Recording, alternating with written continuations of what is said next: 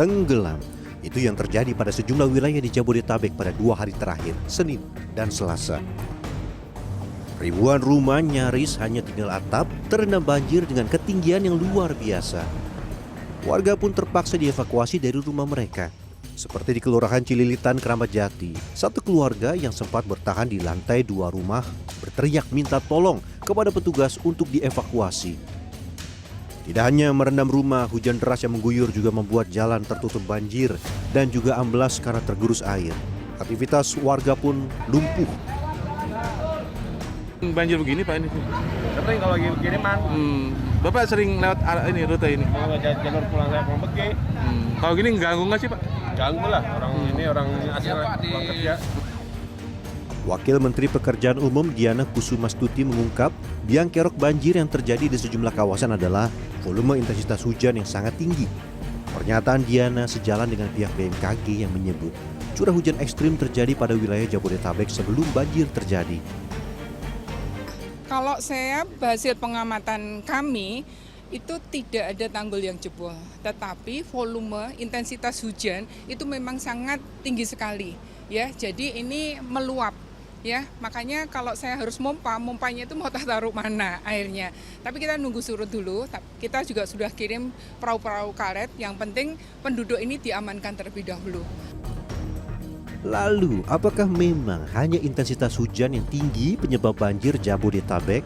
Gubernur Jawa Barat Deddy Mulyadi punya pendapat lain.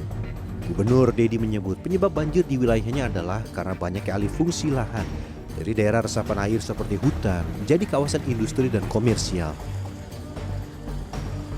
Penyebab banjir hilangnya ruang terbuka hijau, hilangnya hutan, hilangnya perkebunan teh, hilangnya sawah. Sudah itu penyebab banjir, ya. Untuk bantuan sendiri Pak, bantuan Pemprov sudah melakukan. Udahlah, kalau bantuan sembako ke itu mah banyak. Saya sudah tanya pengungsi cukup makan, yang perlu diperlukan adalah masa depan. Sifat air adalah mengalir dari dataran tinggi menuju dataran rendah.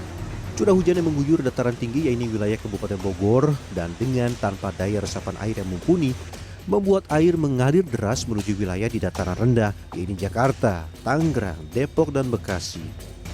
Ahli Tata Ruang Institut Pertanian Bogor Ernan Rusjadi menyebut air dari hulu tidak lagi tertampung oleh tanah di wilayah Kabupaten Bogor karena alih fungsi lahan yang masif dan diperburuk munculnya kawasan permukiman dan industri di sekitar sungai. Sehingga dengan curah hujan yang sama, potensi risiko banjirnya meningkat. Dan ini karena perubahan tata ruang, ya, area-area yang seharusnya dikendalikan pemanfaatan ruangnya, tetapi intensitas alih fungsi lahan ini terus berlangsung, ya, dan kita memang harus mengakui kapasitas pengendalian tata ruang di kita sangat lemah, ya.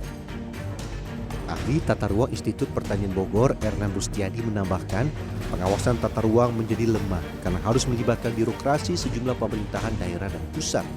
Untuk itu, penanganan banjir di wilayah Jabodetabek tidak hanya menjadi tanggung jawab pemerintah daerah wilayah hulu sungai saja. Tim Liputan CNN Indonesia.